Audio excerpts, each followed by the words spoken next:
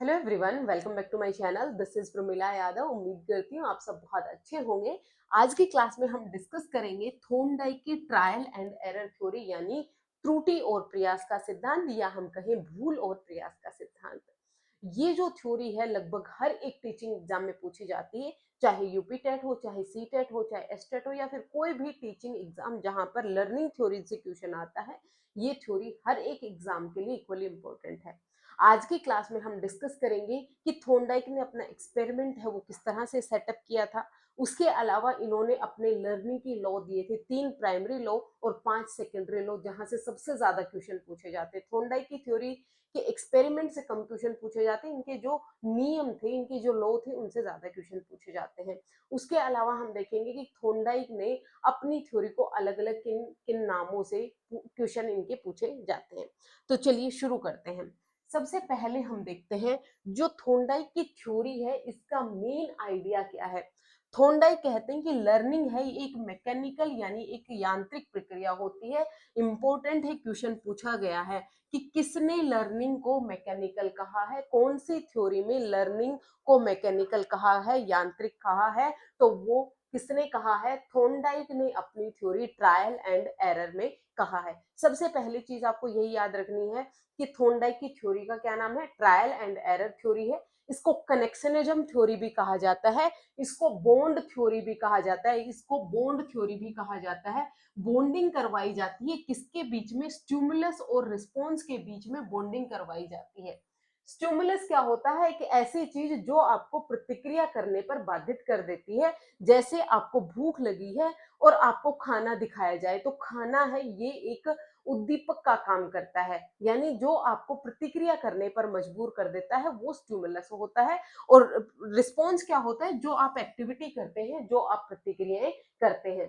तो जितना ज्यादा स्ट्रॉन्ग इनके बीच में बॉन्ड होगा, स्टिमुलस और रिस्पॉन्स के बीच में बॉन्ड जितना स्ट्रॉन्ग होगा, लर्निंग उतनी ही अच्छी होगी। पहली चीज तो इसको आपको याद रखना है, इसको हम एस आर बॉन्ड थ्योरी कहते हैं। यानी पहले आप ऑर्गेनिज्म को स्टिमुलस दिखाएं, उस स्टिमुलस को प्राप्त करने के लिए ऑर्गेनिज्म एक्टिविटी करता है, प्रतिक्रिया करता है। जैसे इन्होंने अपने एक्सपेरिमेंट में दिखाया कि बिल्ली को पिंजरे में बंद किया और उसे फिश दिखाई, वो उस फिश को प्राप्त करने के लिए इधर उधर उछल कूद कर रही है। जब तक उद्दीपक आप नहीं दिखाएंगे, प्रतिक्रिया नहीं की जाएगी। ये कौन कहते हैं? थॉर्नडाइक कहते हैं। और इससे बिल्कुल अपोजिट है स्कीनर। स्कीनर कहते हैं कि पहले ऑर्गेनिज्म रिस्पॉन्स करेगा, उस रिस्पॉन्स के कॉन्सिक्वेंसेस कैसे रहेंगे, उस रिस्पॉन्स के बाद उसे स्टिमुलस कैसा मिला, ये स्टिमुलस डिटरमाइन करेगा कि वो उस काम को दोबारा करेगा या नहीं करेगा। अगर स्टिमुलस उसे प्लीजेंट मिले, अच्छे मिले, रिवॉर्ड मिले, तो वो उस काम को रिपीट करेगा। और अगर उसे पनिशमेंट मिली तो वो उस काम को रिपीट नहीं करेगा। तो इन दोनों का अपोजिट है, आप याद करके रखिएगा। लर्निंग को मैकेनिकल माना, यांत्रिक माना, क्योंकि ये कहते हैं कि लर्निंग में कोई थिंकिंग इन्वॉल्व नहीं होती।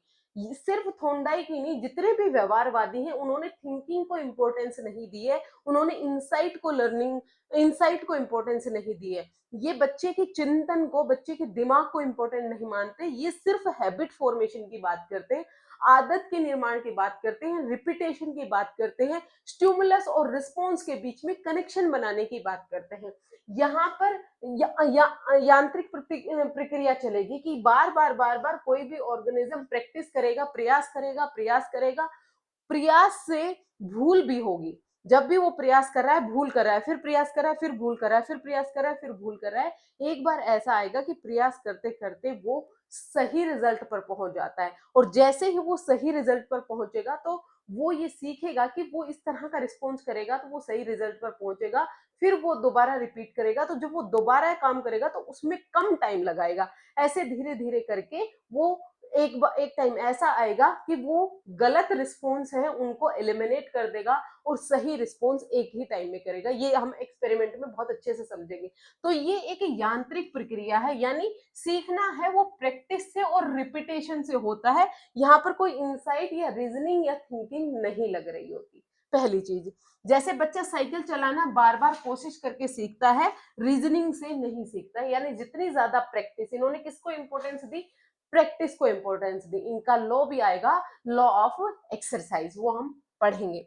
स्टिमुलस और रिस्पॉन्स के बीच में कनेक्शन बनाते हैं। जैसे अभी मैंने बात की, स्टिमुलस यानी उद्दीपक जो उत्तेजना क्रिएट करता है, और रिस्पॉन्स यानी प्रतिक्रिया के बीच में बॉन्ड बनाते हैं। प्रैक्टिस और रिवॉर्ड इस बॉन्ड को स्ट्रॉन्ग करते हैं। जितनी ज्यादा प्रैक्टिस होगी, लर्निंग उतनी अच्छी होगी, और उस प्रैक्टिस का जो रिजल्ट आया यानी उसे रिवॉर्ड जब मिलेगा, तो इससे जो स्टिमुलस और रिस्पॉन्स के बीच में जो कनेक्शन है वो स्ट्रॉन्ग होगा। लर्निंग है वो इंक्रीमेंटल होती है। ये क्वेश्चन भी पूछा गया है कि किस थ्योरी में लर्निंग को इंक्रीमेंटल यानी धीरे धीरे माना है। एकदम से आप कुछ भी नहीं सीखते हैं, धीरे धीरे प्रैक्टिस के साथ ही आप सीखते हैं। यानी लर्निंग कोई सडन नहीं होती, अचानक नहीं होती, बल्कि स्टेप्स में सीखी जाती है। जैसे कैट पजल बॉक्स में पहले कई बार गलती करती है, फिर धीरे धीरे सही लीवर दबाना सीख जाती है। जैसे आप खाना पकाना सीखते हैं, तो जब आप रोटियां बनाते हैं तो रोटी बनाने की कोशिश करते हैं, तो वो पहली बार में आपसे गोल नहीं बनती। बार बार जब आप रोटी बना रहे हैं, तो जितनी ज्यादा आपकी प्रैक्टिस होगी उतनी ही अच्छी रोटी आप बना पाएंगे। ये किससे हुआ? प्रैक्टिस से हुआ, रिपीटेशन से हुआ। सही रिस्पॉन्स रिवॉर्ड से स्ट्रेंथन होता है, और गलत रिस्पॉन्स धीरे धीरे इलिमिनेट हो जाता है। सही रिस्पॉन्स करेंगे तो उससे आपको क्या मिला? रिवॉर्ड मिला। उससे तो कनेक्शन स्ट्रॉन्ग हो जाएगा, और गलत रिस्पॉन्स जो आप कर रहे हैं, क्योंकि उससे रिवॉर्ड नहीं मिल रहा, तो वो धीरे धीरे इलिमिनेट हो जाएगा। इन्होंने रिवॉर्ड को इंपॉर्टेंस दी है, लेकिन अगर आपसे पूछे रीइंफोर्समेंट को सबसे ज्यादा इंपॉर्टेंस किसने दी है, तो वो स्कीनर ने दी है। स्कीनर की थ्योरी ही रीइंफोर्समेंट और पनिशमेंट पर ही बेस्ड है, लेकिन इनकी थ्योरी है वो law of exercise, law of effect और लॉ ऑफ रेडीनेस, तीन प्राइमरी लॉ पर बेस्ड है। वो लॉज हम अभी डिस्कस करेंगे। उसके बाद आप एक्सपेरिमेंट देखिए। सबसे पहली चीज आपको क्या याद रखनी है? ईएल थोंडाइक हैं, वो एक अमेरिकन साइकोलॉजिस्ट थे, जिन्होंने अपनी theory the trial and error theory, जिसको हम S R bond theory, stimulus response bond theory कहते हैं, जिसको हम कनेक्शनिज्म थ्योरी कहते हैं, जिसको हम बॉन्ड थ्योरी कहते हैं। यहाँ पर इनका जो एक्सपेरिमेंट था वो किस पर था? कैट पर था। लास्ट क्लास में हमने स्कीनर की थ्योरी की थी। स्कीनर का जो एक्सपेरिमेंट था वो किस पर था? रेट पर था और कबूतर पर था। और पावलोव का जो एक्सपेरिमेंट था वो किस पर था? डॉग पर था। इनका जो बॉक्स है, इसका बॉक्स को नाम दिया इन्होंने पजल बॉक्स, और स्कीनर का जो बॉक्स था उसका नाम था स्कीनर का बॉक्स। इनका एक्सपेरिमेंट किस पर है? बिल्ली पर। इनका एक्सपेरिमेंट का सेटअप कुछ इस तरह का था कि इन्होंने भूखी बिल्ली को इस पिंजरे में बंद किया। अब बिल्ली को भूख लगी है, और उसे सामने पिंजरे के बाहर उसे एक फिश दिखाई दे रही है, खाना दिखाई दे रहा है। अब वो इस फिश को पाने के लिए प्रतिक्रियाएं करेंगी। जब तक बिल्ली को फिश नहीं दिखाई गई थी, बिल्ली कोई भी प्रतिक्रिया नहीं कर रही थी। जब तक आपका एग्जाम नहीं आ जाता, जब तक आप लर्निंग नहीं करेंगे। जो एग्जाम है ये आपके लिए स्टिमुलस का काम करेगा। इसी तरीके से ये जो फिश है ये स्टिमुलस का काम कर रही थी बिल्ली के लिए। जब बिल्ली को ये स्टिमुलस दिखाया गया, अब बिल्ली को भूख लगी है, उसे ये फूड प्राप्त करना है, तो उसने एक्टिविटी करना शुरू किया, प्रतिक्रियाएं देना शुरू किया। प्रतिक्रियाएं कैसे करेगी? वो रैंडम बिहेवियर करेगी। उसे ये नहीं पता कि कौन सी प्रतिक्रिया वो करेगी जिससे उसे फूड मिल जाएगा। तो यहाँ पर वो रैंडम मूवमेंट करेगी। वो इधर उधर उछल रही है, कभी ये जो जाल लगा हुआ है इस पर अपना पंजा मार रही है, कभी वो छत पर उछल रही है, कभी वो कूद रही है, कभी वो इधर उधर भाग रही है। यानी जैसा मूवमेंट वो कर सकती है वैसा मूवमेंट वो यहाँ पर कर रही है, रैंडम मूवमेंट कर रही है। फिर इसे एक्सीडेंटल सक्सेस मिलती है। इससे क्या होगा? यहाँ पर एक लीवर था, इससे गलती से, इसे नहीं पता कि इसने लीवर को प्रेस किया है, इसने गलती से इस लीवर को प्रेस किया, और ये जो डोर है ये ओपन हो गया। डोर ओपन होने के बाद बिल्ली बाहर आई, और इसे क्या मिल गया? रिवॉर्ड मिल गया। इसको अपनी फिश मिल गई, खाना खाया और भूख शांत की। अब ये एक्सपेरिमेंट उन्होंने एक ही बार नहीं किया, दूसरी बार इन्होंने इस बिल्ली को ऐसे पिंजरे में फिर से रखा, और फिर से उसने प्रतिक्रियाएं करना शुरू किया। अब थॉर्नडाइक ने ये ऑब्जर्व किया कि जब दूसरे टाइम इन्होंने बिल्ली को अंदर डाला, तो इसने कम टाइम में ही इस समस्या का समाधान ढूंढ लिया। कम टाइम में, पहले जितना टाइम लिया था उससे कम टाइम में इसने लीवर को प्रेस किया, बाहर आई और खाना खा लिया। ऐसे ही एक्सपेरिमेंट बार बार किया गया। तो एक टाइम ऐसा आया कि बिल्ली को जैसे ही पिंजरे में रखा, तो बिल्ली ने डायरेक्ट जाकर ये लीवर प्रेस किया, बाहर आई और फूड ले लिया। ये किससे हुआ? रिपीटेशन से हुआ। और रिपीटेशन कैसा हो रहा था? जब वो रिपीटेशन कर रही थी, जब उसने सही रिस्पॉन्स तो सही रिस्पॉन्स मिला जब उसे फूड मिल रहा था तो उससे बॉन्ड स्ट्रॉन्ग हो रहा था, और जो गलत रिस्पॉन्स थे, जो ये इधर उधर उछल रही थी, कूद रही थी, ये म्याऊं कर रही थी, ये रिस्पॉन्स है, ये हट गए, इलिमिनेट हो गए, क्योंकि उनसे कोई रिवॉर्ड नहीं मिला। और जिस रिस्पॉन्स से इसे रिवॉर्ड मिल रहा है उसमें स्ट्रेंथन हुई, उससे इसे लर्निंग हुई, और डायरेक्ट जाकर इसने लिवर को प्रेस किया और बाहर आकर इसने फूड को ले लिया। ये था एक्सपेरिमेंट थॉर्नडाइक का। होपफुली आपको क्लियर हुआ होगा। अगर समझ में आया हो तो आप कमेंट करके जरूर बताइएगा। देखिए, ये मैंने बहुत डिटेल में लिखा है ताकि अगर आपको कहीं भी कोई डाउट हो तो आपका क्लियर हो जाए। एक्सपेरिमेंट किस तरह से था? थॉर्नडाइक का वुडन पजल बॉक्स बनाया जिसमें एक कैट को रखा, बॉक्स के बाहर फूड यानी मछली का टुकड़ा रखा ताकि कैट बाहर निकलने से मोटिवेशन मिले। बॉक्स के अंदर एक लीवर था जिसे दबाने पर दरवाजा खुल जाता था। प्रोसीजर क्या था? कैट को बॉक्स में बंद किया गया, उसने रैंडम मूवमेंट्स किए, रैंडम मूवमेंट्स के बाद कई बार कोशिश करने के बाद एक्सीडेंटली लीवर दबा, जिससे वो दरवाजा खुला और उसे फूड मिल गया। थॉर्नडाइक ने यह प्रोसेस कई बार दोहराया, हर बार कैट के बाहर निकलने का कम समय लगने लगा क्योंकि उसे सही रिस्पॉन्स सीख लिया था। फिर उसके बाद क्या है? ऑब्जर्वेशन क्या था? कैट ने धीरे धीरे गलत रिस्पॉन्स तो छोड़ दिए और सही रिस्पॉन्स यानी लीवर को दबाना जल्दी करने लगी। इससे थॉर्नडाइक ने निष्कर्ष निकाला कि learning outcome gradually through trial and error. Learning है वो धीरे धीरे होती है, और किससे होती है? भूल और प्रयास से होती है। जितनी गलतियां होंगी, गलतियों से ही इंसान सीखता है। जैसे आपने शुरुआत में साइकिल चलाना सीखा था, तो आप बार बार गिर रहे थे, आपको पेडल नहीं मारना आ रहा था, लेकिन जितनी ज्यादा आपने प्रैक्टिस की तो एक दिन आपको साइकिल बहुत अच्छे से चलाना आ गई। ये ट्रायल एंड एरर थ्योरी, इन्होंने जो मेंटल थिंकिंग है, रीजनिंग है, ऑब्जर्वेशन स्किल्स है, उसको इंपॉर्टेंस नहीं माना, इसीलिए इस लर्निंग थ्योरी को यांत्रिक यानी मैकेनिकल कहा गया है। ये था एक्सपेरिमेंट। तो कंक्लूजन क्या निकला? लर्निंग तब होती है जब ऑर्गेनिज्म बार बार कोशिश करता है और सही रिस्पॉन्स को री रिवॉर्ड मिलता है। री या रिवॉर्ड ऐसी चीज जो आपको सुखद अनुभव कराती है, यानी आपको टॉफी मिली, चॉकलेट मिली, प्रशंसा मिली, खाना मिला, पानी मिला, इनाम मिला, ये सब री होते हैं। यह प्रोसेस स्टिमुलस और रिस्पॉन्स कनेक्शन बनाता है। SR बॉन्ड थ्योरी इसको इसीलिए कहा गया है। ये देखिए, थॉर्नडाइक के primary law of learning, most important topic, यहां से हर बार क्वेश्चन पूछा जाता है। तीन प्राइमरी लॉ है, कौन कौन सा? Law of readiness, law of exercise और law of effect. Law of effect पर एक थ्योरी बेस्ड है। कौन सी थ्योरी बेस्ड है? स्कीनर की ऑपरेंट कंडीशनिंग थ्योरी। कई बार क्वेश्चन पूछा जाता है कि स्कीनर की ऑपरेंट कंडीशनिंग थ्योरी किस पर बेस्ड है, तो वो थॉर्नडाइक के लॉ ऑफ इफेक्ट पर बेस्ड है। लॉ ऑफ इफेक्ट क्या कहता है? प्रभाव का नियम कहता है कि जब कोई भी ऑर्गेनिज्म कोई एक्टिविटी कर रहा है, कोई रिस्पॉन्स दे रहा है, तो उससे उसके कॉन्सिक्वेंसेस कैसे रहे, उसके परिणाम कैसे रहे, ये डिटरमाइन करेंगे कि बच्चा उस काम को दोबारा करेगा या फिर नहीं करेगा। फिर उसके बाद है लॉ ऑफ एक्सरसाइज यानी लॉ ऑफ प्रैक्टिस। जितनी ज्यादा आप प्रैक्टिस करेंगे, जितनी ज्यादा आप रिपीटेशन करेंगे, लर्निंग उतनी ही अच्छी होगी। उसके बाद लॉ ऑफ रेडीनेस यानी सिखाने के लिए बच्चे का रेडी होना जरूरी है, बच्चे का तैयार होना जरूरी है। तैयार होने का मतलब है बच्चा हर एक एस्पेक्ट में तैयार होना चाहिए, फिजिकल भी, मेंटल भी, इमोशनल भी, मोरल भी। हर तरह से जब बच्चा तैयार होगा तभी आप उसे सिखा सकते हैं। जैसे बच्चे को बुखार है और आपने बच्चे को क्लास में बिठा दिया तो बच्चा नहीं सीख पाएगा, क्योंकि वो फिजिकली रेडी नहीं है, उसके शरीर में उसे कहीं प्रॉब्लम है, उसे बुखार है, उसे सर दर्द है, तो वो नहीं सीख पाएगा। बच्चा डरा हुआ है, इमोशनल रेडी नहीं है, बच्चा बुरी तरह से डरा हुआ है, तो भी आप उसे नहीं सिखा सकते। उसी तरह से आप सेकंड क्लास का सिलेबस है, वो आप एक एलकेजी क्लास के बच्चे को नहीं सिखा सकते, क्योंकि बच्चा संज्ञानात्मक रूप से तैयार नहीं है, क्योंकि बच्चा मेंटल रूप से तैयार नहीं है। तो बच्चे का हर तरह से रेडी होना जरूरी होता है। देखिए, लॉ ऑफ रेडीनेस यानी तैयारी का नियम कहता है लर्नर मेंटली और फिजिकली रेडी होता है। सिर्फ मेंटली और फिजिकली नहीं, हर एक एस्पेक्ट में, छह के छह जो एस्पेक्ट है डेवलपमेंट के, फिजिकल हो गया, कॉग्निटिव हो गया, सोशल हो गया, इमोशनल हो गया, मोरल हो गया, लैंग्वेज हो गया, हर तरह से बच्चे का रेडी होना जरूरी है।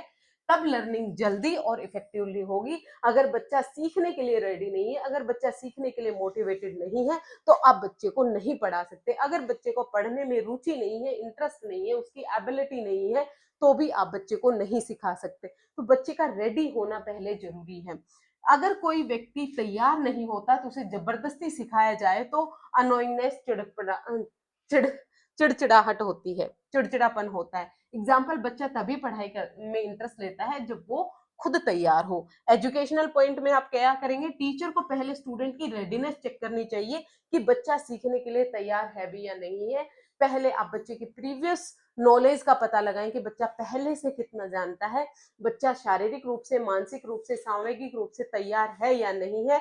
अगर कहीं भी कोई डेफिशिएंसी है तो पहले आप जो कमी है आप उसको रिमूव कीजिए, तभी आप बच्चे को सिखा सकते हैं। यानी आप प्यासे को कुएं के पास तो लेके जा सकते हैं लेकिन आप उसे पानी नहीं पिला सकते। तो सबसे पहली चीज है, बच्चे को सिखाने के लिए उसका रेडी होना जरूरी है। जब तक बच्चा रेडी नहीं होगा तब तक आप उसे नहीं सिखा सकते। दूसरा नियम है लॉ ऑफ एक्सरसाइज यानी अभ्यास का नियम। जितना ज्यादा प्रैक्टिस, अभ्यास किया जाएगा उतनी ही स्टिमुलस और रिस्पॉन्स के बीच में बॉन्ड स्ट्रॉन्ग होगा। जितनी ज्यादा प्रैक्टिस की जाएगी तो स्टिमुलस और रिस्पॉन्स के बीच में बॉन्ड स्ट्रॉन्ग होगा और उतनी ही लर्निंग अच्छी होगी। वो कहते हैं ना कि अगर एक पत्थर पर भी आप रस्सी को बार बार अगर पास ऑन करेंगे, ऐसे करेंगे, तो पत्थर पर भी निशान हो जाते हैं। वो किससे होता है? एक्सरसाइज से होता है, प्रैक्टिस से होता है। किसी को कुछ भी नहीं आता लेकिन वो बुक लेकर बैठता है और डेली प्रैक्टिस करता है, डेली प्रैक्टिस करता है। जैसे मैथ्स है, मैथ है वो प्रैक्टिस से आता है। जितने ज्यादा आप प्रैक्टिस करेंगे लर्निंग उतनी ही अच्छी होगी, जितने ज्यादा आप ट्यूशन सोल्व करेंगे लर्निंग उतनी ही अच्छी होगी। तो प्रैक्टिस बहुत ज्यादा जरूरी होती है।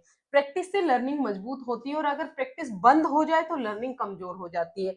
जो लॉ ऑफ एक्सरसाइज है इसके दो सब पार्ट है, लॉ ऑफ यूज और law of disuse. Law of use यानी जो चीज आपकी यूज में होगी, जिसको आप डेली प्रैक्टिस करते हैं, तो वो तो आपकी लर्निंग में बनी रहेगी। लेकिन आप ऐसी चीज याद कीजिए जो आपने 10th क्लास में और 12th क्लास में पढ़ी थी, उसके बाद आपने अब तक वो कभी पढ़ी ही नहीं, आप उसको धीरे धीरे भूलने लगते हैं। वो लॉ ऑफ डिसयूज है, यानी जो चीज आपके प्रयोग में नहीं होती वहां पर आपकी लर्निंग है वो कमजोर हो जाती है। रोज टेबल बोलने से टेबल याद रहती है लेकिन प्रैक्टिस बंद हो जाए तो वो बंद हो जाती है। बच्चे को जब हम टेबल सिखाते हैं, पहाड़े सिखाते हैं, बार बार रिपीटेशन कराते हैं, अगर आपने प्रैक्टिस करवानी बंद कर दी तो बच्चा उसको भूल जाएगा। यानी रेगुलर रिवीजन और रिपीटेशन से ही स्टूडेंट की लर्निंग को आप इम्प्रूव करवा सकते हैं। बच्चे का पहले तो आप तैयार कीजिए पढ़ाने के लिए, जब बच्चा तैयार हो जाए उसे बार बार आप प्रैक्टिस करवाइए। उसको आप जितनी ज्यादा प्रैक्टिस करवाएंगे तो लर्निंग उतनी ही अच्छी होगी। जैसे थॉर्नडाइक के लॉ ऑफ एक्सरसाइज को दो सब पार्ट में डिवाइड किया, law of use and law of disuse. Law of use क्या कहता है? जितना ज्यादा यूज में होगा, प्रयोग में होगा, लर्निंग है उतनी ही बढ़ेगी, स्ट्रेंथ होगा। और जितनी ज्यादा इनएक्टिविटी हो जाएगी, नेग्लेक्ट हो जाएगा, तो लर्निंग है वो आपकी कम हो जाएगी। नेक्स्ट क्वेश्चन है, यहाँ सब पार्ट से क्वेश्चन पूछा जाता है कि लॉ ऑफ यूज और लॉ ऑफ डिसयूज है, ये कौन से लॉ का सब पार्ट है? तो ये लॉ ऑफ एक्सरसाइज का सब पार्ट है, अभ्यास के नियम का सब पार्ट है। लॉ ऑफ इफेक्ट यानी प्रभाव का नियम, ये जो नियम है यही बेस है स्किनर की ऑपरेंट कंडीशनिंग थ्योरी का। यानी ये कहता है कि अगर कोई भी ऑर्गेनिज्म कोई रिस्पॉन्स कर रहा है और उस रिस्पॉन्स के कॉन्सिक्वेंसेस यानी परिणाम डिटरमाइन करेंगे कि बच्चा उस एक्टिविटी को दोबारा करेगा या नहीं करेगा। बच्चे ने कोई भी काम किया, अगर उस काम का परिणाम स्वरूप उसको रीइंफोर्समेंट मिला, उसको रिवार्ड मिला, तो वो उस काम को रिपीट करेगा। लेकिन अगर उसे पनिशमेंट मिली, उसे दंड मिला, तो वो उस काम को रिपीट नहीं करेगा। यानी अगर उसके कॉन्सिक्वेंसेज अच्छे रहे तो बच्चा काम को रिपीट करेगा, और अगर कॉन्सिक्वेंसेज अच्छे नहीं रहे तो बच्चा उस काम को रिपीट नहीं करेगा। अगर रिजल्ट अनोइंग, कष्टदायक होंगे तो रिस्पॉन्स है वो वीकन हो जाता है, कम हो जाता है। सही आंसर देने पर अगर प्रशंसा मिलेगी तो स्टूडेंट उस काम को दोबारा करने की कोशिश करेगा। टीचर को पॉजिटिव रीइंफोर्समेंट देना चाहिए, जैसे रिवॉर्ड हो गया, स्माइल हो गया और एप्रिसिएशन हो गया। जब आप बच्चे को रीइंफोर्समेंट दे रहे हैं, रिवॉर्ड दे रहे हैं, तो उससे लर्निंग बेहतर होगी। ये तीन लॉ थे थॉर्नडाइक के, law of exercise, law of readiness और law of effect. Law of exercise के दो सब पार्ट होते हैं, लॉ ऑफ यूज और लॉ ऑफ डिसयूज। इसके बाद आते हैं सेकेंडरी लॉ। जो सेकेंडरी लॉ है वो कौन से है? मल्टीपल रिस्पॉन्स के लॉ है, लॉ ऑफ सेट या एटीट्यूड है, प्रीपोटेंसी ऑफ एलिमेंट्स है एंड रिस्पॉन्स बाय एनालॉजी है। एक एक को हम डिटेल में समझते हैं। देखिए, लॉ ऑफ मल्टीपल रिस्पॉन्स यानी अनेक प्रतिक्रियाओं का नियम। जब लर्नर किसी प्रॉब्लम का सामना करता है तो वह कई तरह के रिस्पॉन्स करता है। जैसे हमने अभी एक्सपेरिमेंट में देखा था, जो कैट है उसे फिश तक पहुंचने के लिए वो कई तरह की प्रतिक्रियाएं कर रही थी। कभी वो म्याऊं कर रही थी, कभी वो छत पर पंजा मार रही थी, कभी वो पंजा मारकर डोर को खोलने की कोशिश कर रही थी, कभी वो उस जाल में से निकलने की कोशिश कर रही थी। यानी अलग-अलग तरह की प्रतिक्रियाएं करते हैं। जब भी हमारे सामने कोई भी एक प्रॉब्लम आती है तो उसको सोल्व करने के लिए हम मल्टीपल तरीके अपनाते हैं। जैसे आप मैथ की इक्वेशन सोल्व कर रहे हैं, तो आप उसको एक फॉर्मूला से सोल्व करने की कोशिश करते हैं, वो नहीं सेट होता, दूसरा, फिर तीसरा, फिर चौथा। इस तरह से आप अलग-अलग प्रयास करते हैं, तो वही है law of multiple responses.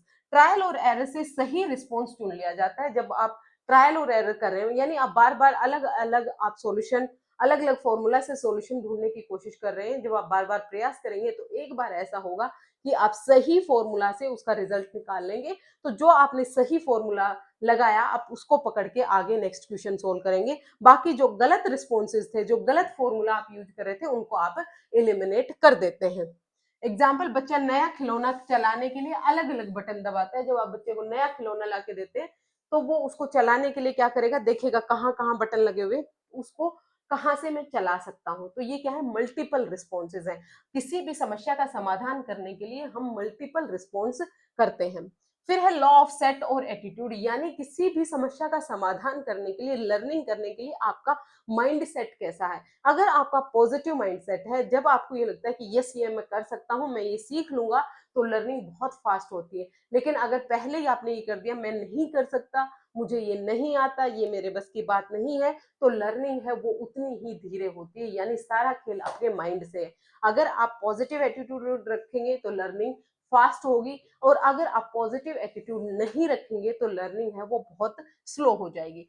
Learning learner की मेंटल सेट यानी मानसिक स्थिति और एटीट्यूड पर डिपेंड करती है। पॉजिटिव एटीट्यूड से लर्निंग आसान हो जाती है। अगर स्टूडेंट का मन पढ़ाई में है तो वह जल्दी सीख लेता है। यानी एक तरह से क्या हो गया, लॉ ऑफ रेडीनेस का ही सब पार्ट टाइप्स हो गया ये। नेक्स्ट क्वेश्चन देखिए, law of prepotency of element, यानी आप प्रायोरिटी किस चीज को दे रहे हैं। आपके पास अलग अलग सब्जेक्ट है, मैथ है, आपके पास हिंदी है, आपके पास संस्कृत है, आपके पास इंग्लिश है। 4 सब्जेक्ट का होमवर्क आपने करना है। उनमें से आप किसको प्रायोरिटी दे रहे हैं? आप मैथ को प्रायोरिटी दे रहे हैं, आप इंग्लिश को प्रायोरिटी दे रहे हैं, या फिर आप किसी दूसरे सब्जेक्ट को प्रायोरिटी दे रहे हैं। जिसको आप प्रायोरिटी देंगे उस पर फोकस आपका ज्यादा होता है। तो ये होता है प्रीपोटेंसी ऑफ एलिमेंट, यानी लर्नर किसी सिचुएशन में इंपॉर्टेंट एलिमेंट पर ध्यान देता है और बाकी इररिलेवेंट चीजों को वो इग्नोर कर देता है। जैसे मैथ प्रॉब्लम सोल्व करते टाइम स्टूडेंट मेन नंबर्स पर, फॉर्मूला पर ध्यान देता है, बाकी वर्ड्स इग्नोर कर देता है। जब हम मैथ्स की क्वेश्चन सोल्व कर रहे होते हैं तो ये किया जाता है कि टीचर भी जब क्वेश्चन सोल्व कर रहा हो, चेक कर रहा होता है, तो वो सिर्फ ये देखता है कि बच्चे ने कैलकुलेशन सही की है या गलत की है। अगर उसने स्पेलिंग गलत लिखी है तो वहां पर स्पेलिंग को इग्नोर कर दिया जाता है मैथ्स में। लेकिन अगर स्पेलिंग की प्रॉब्लम इंग्लिश ग्रामर में है या फिर इंग्लिश की लिटरेचर में है, तो वहां पर स्पेलिंग को इग्नोर नहीं किया जाता है। वहां पर 1 2 3 को इग्नोर किया जा सकता है। यानी पर्टिकुलर आप किस सब्जेक्ट में पढ़ रहे हैं, उसमें कौन सी चीज प्रायोरिटी है। मैथ्स पढ़ रहे हैं तो उसमें जो आपकी कैलकुलेशन है, जो आपका फॉर्मूला है, वो प्रायोरिटी है। बाकी सारी चीजों को आप नेग्लेक्ट कर सकते हैं। जब आप इंग्लिश ग्रामर पढ़ रहे हैं तो उसमें आप जो वर्ड का अरेंजमेंट है, जो आप सेंटेंस का अरेंजमेंट है, सब्जेक्ट वर्ब ऑब्जेक्ट, वो सही होना चाहिए। उसकी इंपॉर्टेंस इंग्लिश में है, मैथ्स में नहीं है। तो ये क्या हो गया, यानी प्रायोरिटी किस चीज को दी जा रही है। नेक्स्ट क्वेश्चन है law of response by analogy, यानी जब आप किसी समस्या का समाधान करते हैं तो उसमें आप अपने प्रायर नॉलेज का यूज करते हैं, पूर्व अनुभव का यूज करते हैं। जैसे आपने किसी समस्या का समाधान पहले कर रखा है, तो आपके सामने अगर सिमिलर समस्या आती है तो उसका समाधान आप पहले के जैसे ही करेंगे। जैसे जैसे आप मैथ का कोई क्वेश्चन सोल्व कर रहे हैं, आपने उसको एक फॉर्मूला से सोल्व किया, आपने कर लिया। अब सेम क्वेश्चन अगर आपको दिया जाएगा तो आप अपने उस प्रीवियस नॉलेज का यूज कर देंगे उस नए क्वेश्चन को सोल्व करने के लिए। सेम वही फॉर्मूला का जब आप यूज करके नई समस्या का समाधान करते हैं, तो वही है आपका law of response by analogy, यानी समानता द्वारा प्रतिक्रिया का नियम। लर्नर नई सिचुएशन में पुराने अनुभव सिमिलरिटी ढूंढकर रिस्पॉन्स करता है। जैसे अगर बच्चा पहले साइकिल चलाना सीख चुका है तो स्कूटर सीखने में उसे आसानी होती है। एक तरह से ये क्या हुआ, ट्रांसफर ऑफ लर्निंग हुआ। ये थी थॉर्नडाइक की थ्योरी की सेकेंडरी लॉ, प्राइमरी लॉ, उनका एक्सपेरिमेंट किस तरह से उन्होंने एक्सपेरिमेंट किया था। इससे बाहर थॉर्नडाइक की थ्योरी से कोई क्वेश्चन नहीं आता। एक क्वेश्चन और आता है कि थॉर्नडाइक को एजुकेशनल साइकोलॉजी के फादर माना गया है, यानी शैक्षिक मनोविज्ञान के जनक किसे माना गया है?